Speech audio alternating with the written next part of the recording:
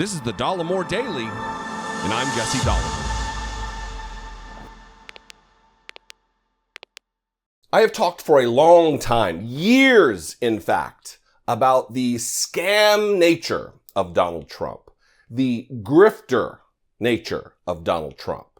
I've been of late calling him our grifter in chief, and yesterday's House Select Committee hearings on the insurrection and their investigation thereof really laid bare exactly to what degree Donald Trump is scamming his own supporters, the same people who have a religious fervor and loyalty for him, those same people, hardworking, low and middle income Americans, gave of their treasure to the tune of $250 million that we know of so far. $250 million for his election defense fund that, spoiler alert, did not exist. There was no election defense fund, but they were raking in the dollars in now a slush fund of campaign dollars that he can really kind of determine where they go. He can give some to charity. He gave some to Mark Meadows. They paid Kimberly Guilfoyle $60,000 for mere seconds of an introduction during the Stop the Steal rally. $60,000 of hard-working. Listen, you might not agree with them, but they work hard for their money, and they donated it to Donald Trump and were scammed. They were told, your democracy is under threat. We are raising money to defend the integrity of this election, the outcome of this election, and then didn't spend any money on that. It is by definition a grift.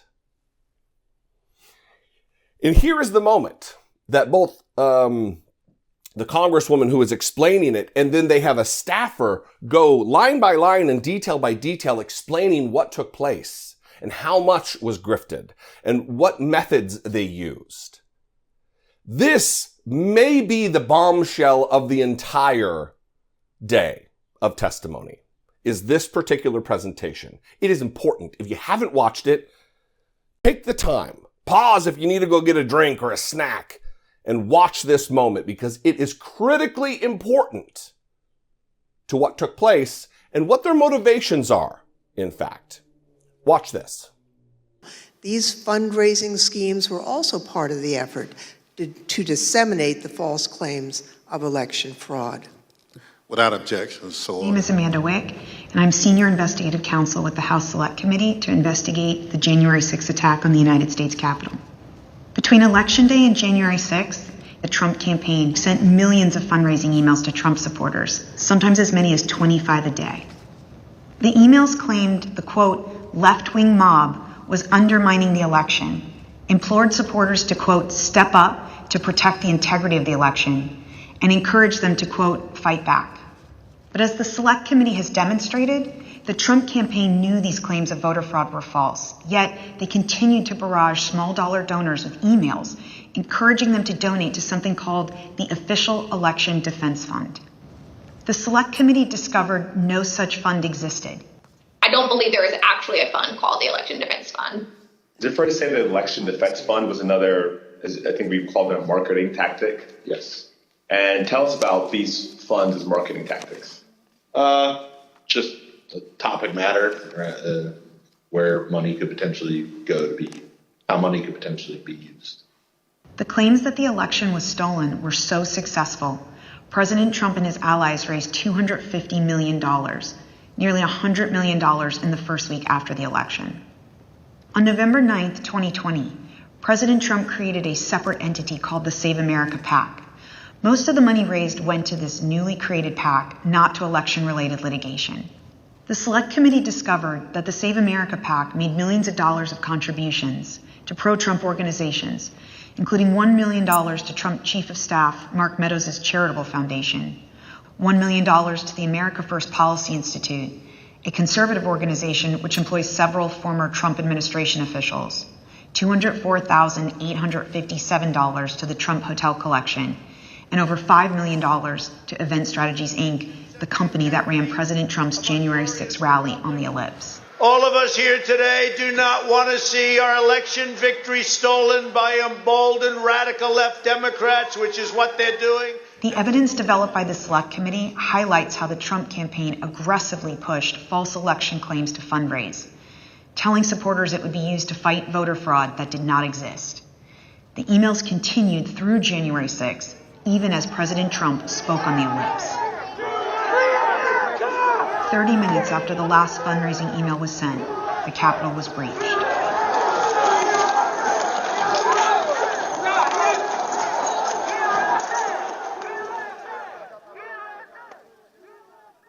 They were sending 25 emails a day to people in a fevered pitch trying to get money that they're describing as more of a marketing campaign with labels on them. I get these emails with labels on them of contribute now for 1,000% match. There's no 1,000% match. Nobody's matching someone else's donation at 1,000% rate. They're liars. They're grifters. They're taking advantage of their own supporters. People who have bought hook, line, and sinker this lie, this conspiracy. It is shameless. It is immoral. It's scummy. Gross. What do you think? I'd love to know. You can call, leave me a brief voicemail, 714-576-4054. Of course, you can email me, daily@dollemore.com. If you'd like to support my work, help produce my work, you can click the join button below this video, become a channel member for as little as $1.99 a month. Or you can click on over to patreon.com/IDoubtItPodcast and help support there. Follow me on social media. I am at Dollemore just about everywhere. Instagram, Twitter, TikTok, at Dollemore. Anyway, there is so much to talk about. So this hearing is really better than I thought it would be. They are doing things in a methodical way to uncover the criminality, the criminal conspiracy of Donald Trump. And I'm pretty pleased with the manner with which they're doing it. Anyway, I'll see you next time. I appreciate you. Be genuine and take care of one another.